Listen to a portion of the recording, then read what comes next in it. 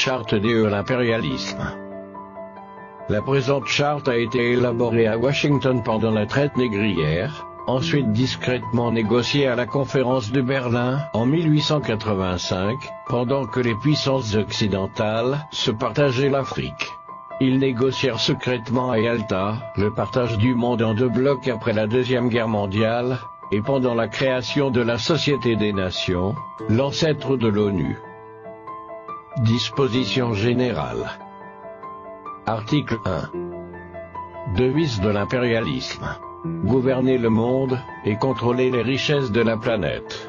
Notre politique est de diviser pour mieux régner, dominer, exploiter et piller pour remplir nos banques, et faire d'elles les plus puissantes du monde.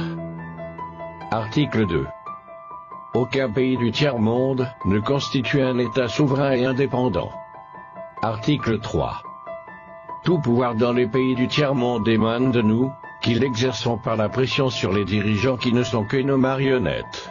Aucun organe du tiers-monde ne peut s'en attribuer l'exercice. Article 4. Tous les pays du tiers-monde sont divisibles, et leurs frontières déplaçables selon notre volonté. Le respect de l'intégrité territoriale n'existe pas pour le tiers-monde. Article 5. Tous les dictateurs doivent mettre leur fortune dans nos banques pour la sécurité de nos intérêts. Cette fortune servira de dons et crédits accordés par nous comme assistance, et d'aide au développement aux pays du tiers-monde. Des régimes politiques. Article 6.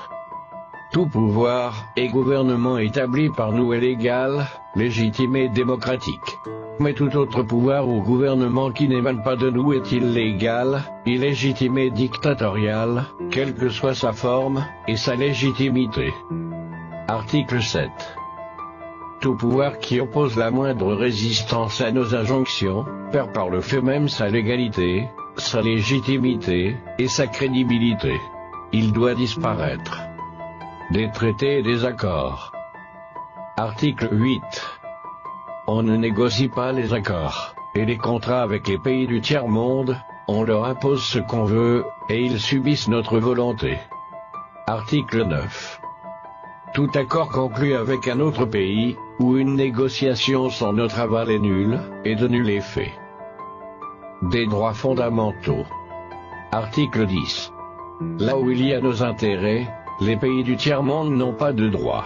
Dans les pays du Sud, nos intérêts passent avant la loi et le droit international. Article 11. La liberté d'expression, la liberté d'association, et les droits de l'homme, n'ont de sens que dans le pays où les dirigeants s'opposent à notre volonté. Article 12. Les peuples du tiers-monde n'ont pas d'opinion, ni de droit, ils subissent notre loi et notre droit. Article 13. Les pays du tiers-monde n'ont ni culture ni civilisation, sans se référer à la civilisation occidentale. Article 14. On ne parle pas de génocide, de massacre ni de crimes de guerre ou de crimes contre l'humanité dans les pays où nos intérêts sont garantis, même si le nombre des victimes est très important. Des finances publiques. Article 15. Dans les pays du tiers-monde, nul n'a le droit de mettre dans leur banque un montant d'argent au-dessus du plafond que nous avons fixé. Lorsque la fortune dépasse le plafond, on la dépose dans l'une de nos banques pour que les bénéfices retournent sous forme de prêts ou d'aide économique au développement en espèces ou en nature. Article 16.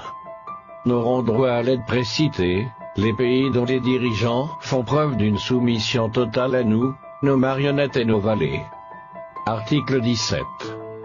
Notre aide doit être accompagnée des recommandations fortes de nature à empêcher et briser toute action de développement des pays du tiers-monde. Des traités militaires. Article 18. Nos armées doivent être toujours plus fortes et plus puissantes que les armées des pays du tiers-monde. La limitation et l'interdiction d'armes des destructions massives ne nous concernent pas, mais s'imposent aux autres. Article 19. Nos armées doivent s'entraider et s'unir dans la guerre contre l'armée d'un pays faible pour afficher notre suprématie, et se faire craindre par les pays du tiers-monde. Article 20. Toute intervention militaire a pour objectif de protéger nos intérêts, et ceux de nos vallées. Article 21. Toute opération d'évacuation des ressortissants des pays occidentaux cache notre mission réelle, celle de protéger nos intérêts, et ceux de nos vallées. Accords internationaux. Article 22.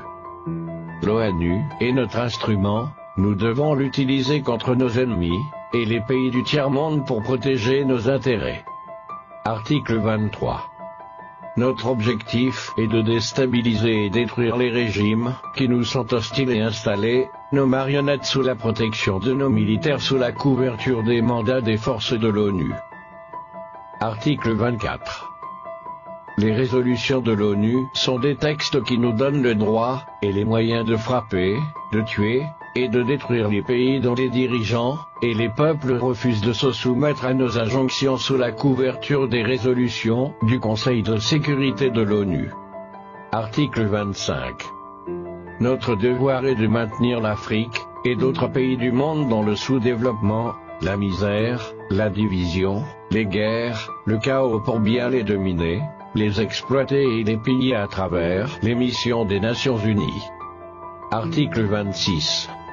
Notre règle d'or est la liquidation physique des leaders et dirigeants nationalistes du tiers-monde. Article 27. Les lois, les résolutions, les cours et tribunaux des Nations Unies sont nos instruments de pression contre les dirigeants et les leaders des pays qui défendent les intérêts de leur peuple. Article 28. Les dirigeants des puissances occidentales ne peuvent être poursuivis, arrêtés ni incarcérés par les cours et tribunaux de l'ONU, même s'ils commettent des crimes de guerre, de génocide, ou des crimes contre l'humanité.